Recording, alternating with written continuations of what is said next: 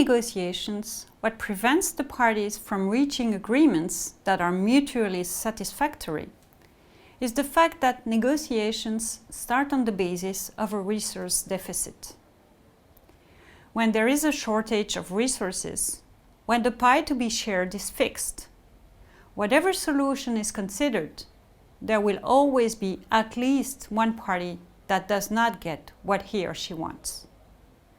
In the worst case, it is also possible that the deficit is so important that it leads to dissatisfaction on all sides. There is a very simple solution to this problem: injecting new resources. By injecting new resources, the parties increase their room for maneuver and allow themselves to develop solutions that fully meet the goals pursued by each of them. Injecting resources can mean injecting money, but it is not the only way. Injecting resources also means, for example, injecting energy, time, or considering additional issues for discussion. Let us take an example. You and your partner decide it's time to move.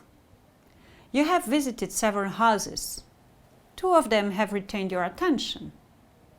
However, while your partner prefers the old red brick house with the adjoining garden on the outskirts of the town, your personal choice is a modern building in the city center with no garden.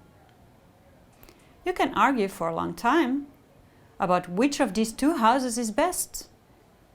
The more dominant of the 2 would likely impose his or her choice on the other, which would not only be a suboptimal solution, but would also be frustrating for the one who had to give in.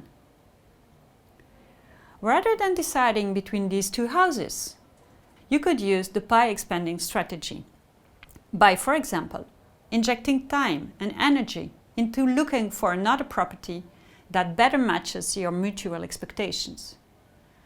You could also inject money and revise your budget upward, allowing you to buy a property in the city center that does have a garden.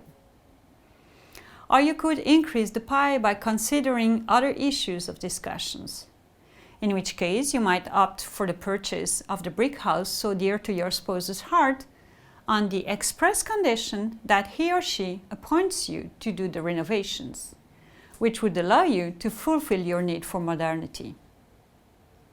In short, the idea here is to go beyond what's on the negotiating table, to give yourself the means to have more, to get more, and to be more efficient and more optimal in meeting the needs of all the parties involved.